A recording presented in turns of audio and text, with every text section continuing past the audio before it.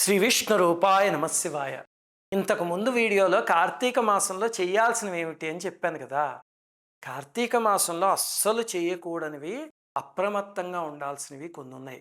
Dos and don'ts అవి ఏమిటి అనేది వీడియోలో చెప్తా. ఆ తప్పులు మాత్రం ఎప్పుడు కార్తీక మాసంలో చేయకండి. మొట్టమొదట డోంట్స్ చూద్దాం. అలాంటివి 6 ఉన్నాయి.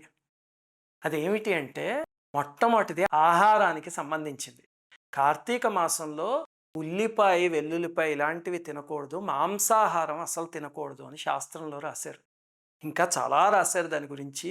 అందుకని వీలుంటే గనక కార్తీక మాసంలో మానేయండి. నాకు తెలుసు మీలో చాలామంది మాంసాహారులు కూడా కార్తీక మాసం అని తినరు.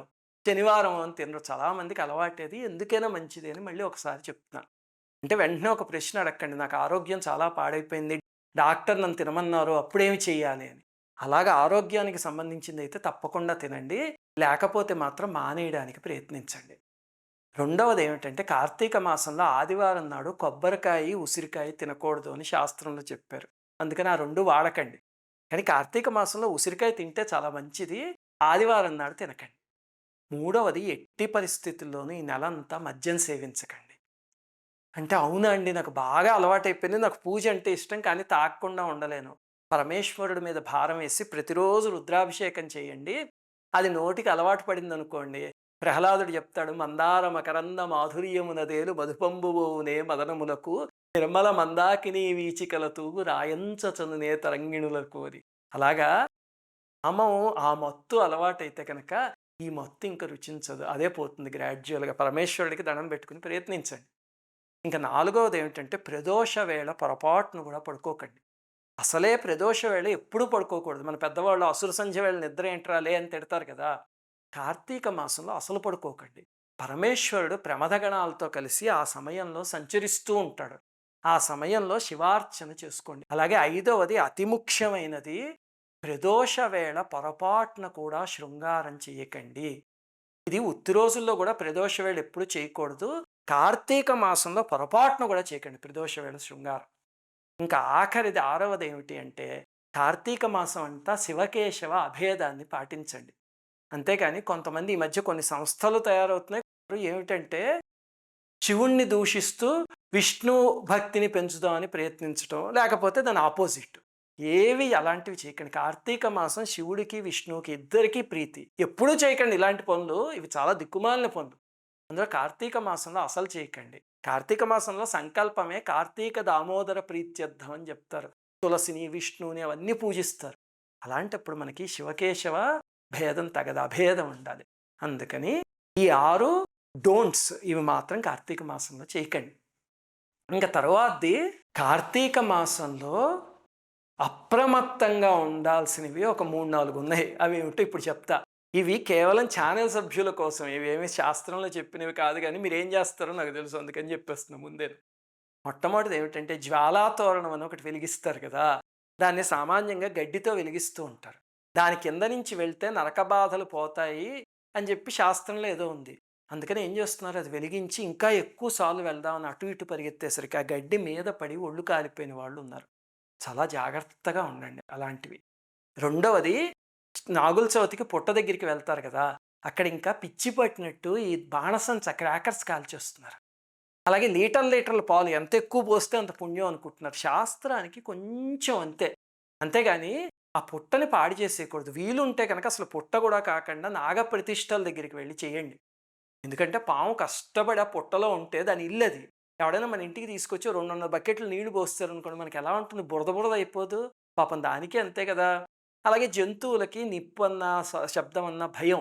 అందుకని క్రాకర్స్ కాల్చడం అలాంటివి చేయకండి. పుట్ట దగ్గరికి వెళ్ళినా నమస్కారం చేసుకొచ్చేయండి అంతే. ఇంక మూడవది ఏమిటి అంటే, ఈ ఉపవాసాలు, తలస్నానాలు, జాగారాలు. బాబోయ్! కార్తీక మాసం అనగానే ప్రతిరోజు తలస్నానం చేయాలా? ఉపవాసం ఎలా చేయాలి? నాకు ఒంట్లో బాగోలేదు అయినా ఉపవాసం చేయాలా? ఈ ప్రశ్నలు గుప్పించేస్తున్నారు అసలు. దయచేసి తలస్నానాల నుంచి, ఒత్తుల నుంచి, ఉపవాసాల నుంచి ఒక స్టెప్ పైకి తీసుకువెళ్ళండి మీ భక్తిని. ఆ చాదస్తంలో, ఆ లంపటంలో పడిపోకండి. ప్రతిరోజు తల రుద్దేసుకుంటే ఏమొస్తుంది? ఒకరోజు రుద్దకపోతే ఏం పోతుంది? కార్తీక మాసం అయ్యేసరికి చివరికి జలుబులు, దగ్గులు తెచ్చుకుంటున్నారు. అందుకని ఆ పని చేయకండి. అలాగే జాగారం కూడా గుర్తుపెట్టుకోండి. సామాన్యంగా శాస్త్రంలో జాగారం కార్తికేయ మాసి యఃకుర్యదరుణోదయే దామోదరాగ్రే సేనాని గోసహస్ర ఫలం లభేత్ అని చెప్పారంటే కార్తీక మాసంలో ఎవరైతే జాగరణ చేస్తారో వాళ్ళకి ఎంతో పుణ్యం వస్తుంది అని. దాంతో ఏం చేస్తున్నారు, రాత్రిళ్ళు నిద్రపోవడం మానేసి టీవీల్లో పనికిమాలిన సినిమాలు వస్తాయి అవి పెట్టు కూర్చుని తెల్లవారుజాము దాకా కూర్చుని పక్క రోజంతా నిద్రపోయి, లేకపోతే ఆఫీసులు ఉంటే కనుక ఆఫీసుకి వెళ్ళి అక్కడ నిద్ర తూగిపోయి ఇలాంటివన్నీ చేసి ఆరోగ్యం పాడు చేసుకుంటున్నారు, ఉద్యోగాలు పాడు చేసుకుంటున్నారు. గుర్తుపెట్టుకోండి, జాగారం అంటే రాత్రంతా లేచి ఉండడం కాదు. శివరాత్రి రోజు కూడా మనం చేస్తూ ఉంటాం, అదే తప్పుడు పని, అది పూర్తిగా తప్పు. మీకు నిద్ర వస్తే పడుకోండి, నష్టం ఏమీ లేదు. జాగారం అంటే ఏమిటి అంటే లౌకికమైన వాటి మీద నిద్రపోయి భగవత్ సంబంధమైన వాటి మీద నిద్ర లేవడం. భగవద్గీతలో స్వామి చెప్తాడు కదా, యానిషా సర్వభూతానాం తస్యాం జాగర్తి సంయమి యశ్యాం జాగ్రత్త భూతాని సానిషా పశ్యతో మునే అని. అది అసలైన జాగారం అంటే. మనం వేట్ల మీద అయితే నిద్ర లేచుంటామో జ్ఞానులు వాటి మీద నిద్రపోతారు. ఏమిటవి? లౌకికమైన విషయాలు. మనం వేటి మీద అయితే నిద్రపోతామో జ్ఞానులు వాటి మీద లేచి ఉంటారు. ఏమిటది? భగవంతుడికి సంబంధించినవి. అది జాగారం అంటే. కుదిరితే కనుక ఆ రకమైన జాగారం చేయండి.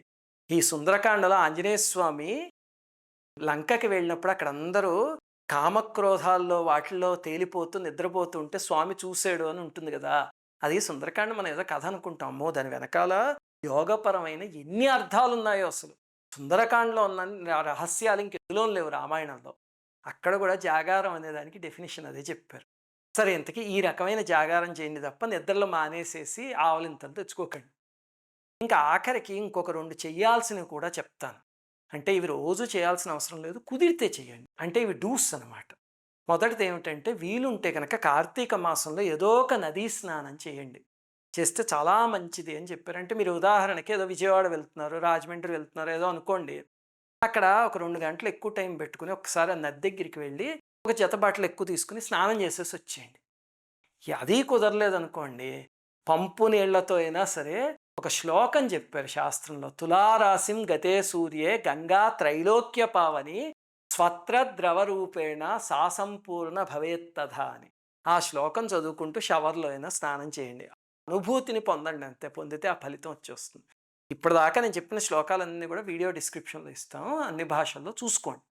ఇంకా రెండోది ఏమిటంటే కుదిరితే కనుక బ్రాహ్మణులకి దీపదానం చేయండి, ఒక దీపాన్ని. అసలు శాస్త్రంలో చెప్పారు, ఏకత సర్వదానాన్ని దీపదానం తదైకత అని. అంటే అన్ని రకాల దానాల్ని ఒక చోట కుప్ప కింద పోస్తే కార్తీక మాసంలో దీపదానం ఒక్కటి ఆ ఫలితం ఇచ్చేస్తుంది అన్నారు. అందుకని దీపదానం చేయండి.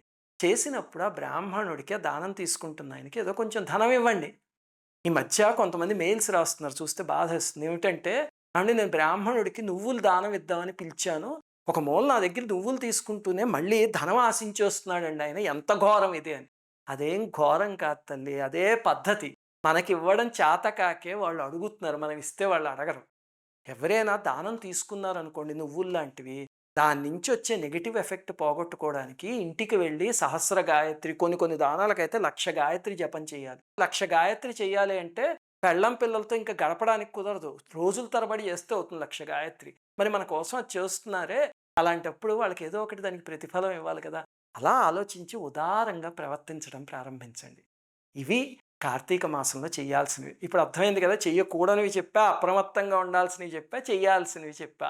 ఈ డూస్ అండ్ డోంట్స్ చేసుకుంటూ కార్తీక మాసాన్ని చక్కగా శివనామస్మరణలో గడపండి. శ్రీమాత్రే నమః. అందరికీ నమస్కారం. మన ఆధ్యాత్మిక వీడియోల్ని 3 ఛానల్స్గా విభజించాం. 3 ఛానల్స్కి సబ్స్క్రైబ్ చేసుకొని పక్కనే ఉన్న బెల్ ఐకాన్ని క్లిక్ చేయండి.